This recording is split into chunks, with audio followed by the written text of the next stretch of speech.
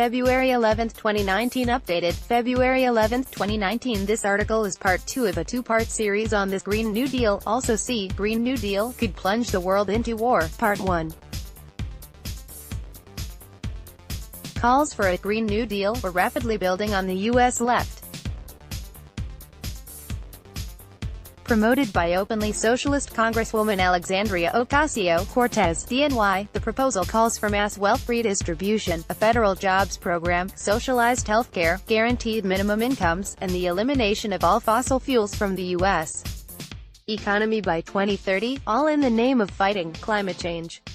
In reality, the Green New Deal is a deeply socialist plan formulated and promoted by bona fide communist groups.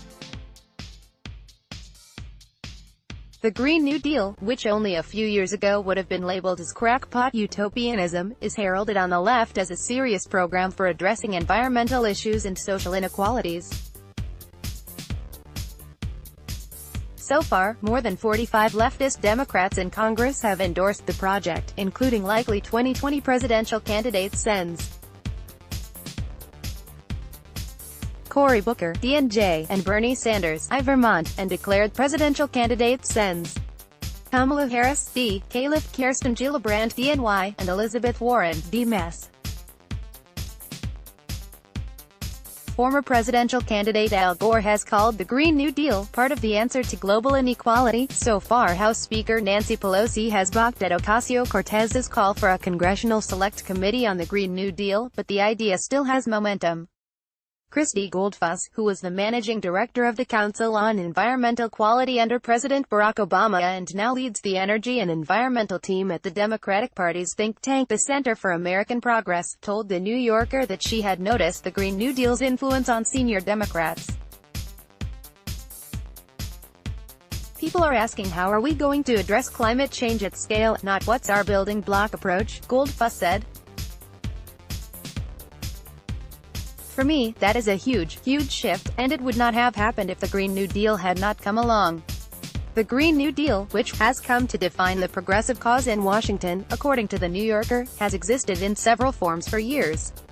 The proposal echoes the United Nations Environment Programme (UNEP) report from October 2008, when UNEP's executive director Achim Steiner unveiled the Global Green New Deal initiative, which aimed at transforming the world's economy and combating climate change through creating jobs in green industries. The Green Party USA has also promoted a Green New Deal, which includes massive defense cuts, for several years.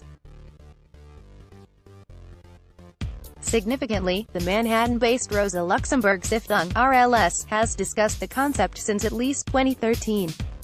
A Green New Deal is concerned with a just transition to a more sustainable economy, with improved provision of public services, and with strict regulation of polluters and financial speculators. While there is much promise in this approach, it contains unresolved contradictions and has been blocked by hostile forces. Moreover, it is unclear whether this agenda is adequate to the challenge posed by climate change, stated the introduction to an RLS report. Building green socialism may be the only way to emerge from this time of crisis with a society that treads lightly on the earth while enabling a full range of human flourishing. The RLS is the American affiliate of the Berlin-based Rosa Luxemburg Foundation, a wholly owned affiliate of German political party Die Linke, the Left, a direct descendant of the former Stalinist East German Communist Party. The RLS works closely with the United States' largest Marxist organization, the Democratic Socialists of America (DSA), and the pro-China Freedom Road Socialist Organization (FRSO), as well as the Communist Party USA (CPUSA), all of which are fully behind the Green New Deal. Who's behind the Green New Deal? The current Green New Deal exists in its most authoritative form, as an 11-page Google Doc. According to The New Yorker, the document was written over a single December 2018 weekend by the staff of the freshman representative Alexandria Ocasio-Cortez and 3 like-minded progressive groups, the Sunrise Movement, a grassroots climate organization, the Justice Democrats, which recruits and supports progressive candidates, and an upstart policy shop called the New Consensus. All 3 of these groups are spin-offs of a New York City-based revolutionary training organization called Momentum. According to Momentum's website, we see two dominant traditions of organizing in the United States: structure-based organizing and mass protest. In the structure-based tradition, developed by Saul Alinsky and others, organizers start with one-on-one relationships to develop leadership and build a base that can advocate for the needs of particular constituencies. Structure-based organizations, such as community organizations and labor unions, make instrumental demands, using the base's leverage over policymakers to win concrete reforms for their members. By contrast, in the mass protest tradition, autonomous groups of individuals create polarizing moments that inspire thousands of unaffiliated people to take to the streets around symbolic, popular social issues. The Momentum model fuses the strengths of the structure-based organizing and mass protest to seed a new tradition of organizing in the United States.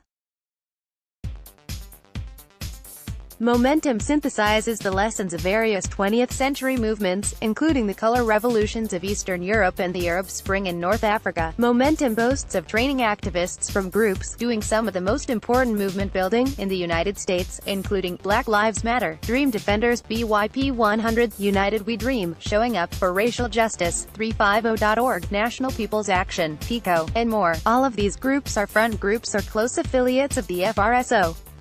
The Sunrise Movement, with established groups in several major cities, is the main cheerleader for the Green New Deal. Sunrise has heavily recruited activists from the DSA and FRSO-affiliated groups, such as the Pennsylvania Student Power Network.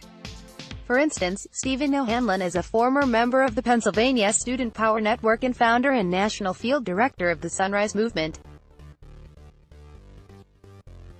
The Sunrise Movement is openly endorsed by the DSA and several FRSO-affiliated groups, including Bay Area-based Green for All, which was founded by one-time Maoist and former Obama administration Green Jobs czar Van Jones. The Justice Democrats, then co-run by Ocasio-Cortez, before she decided to run for Congress and join the DSA, backed dozens of far-left Democrats in the last election cycle, electing 7 of them. Over 40% of their 78 endorsed candidates were either DSA members or endorses. Several more were from the FRSO or CPUSA orbits. The Justice Democrats also partnered closely with Brand New Congress, which is governed largely by DSA members. New Consensus provides the theoretical backbone for the Green New Deal. According to D-N.Y, it's called the New Consensus. The 501c3 nonprofit is in the process of being formed to provide a policy platform that will underpin the ambitious, and increasingly politically popular, Green New Deal aimed at weaning the United States off fossil fuels, boosting renewables and clean energy jobs, and building a smart grid.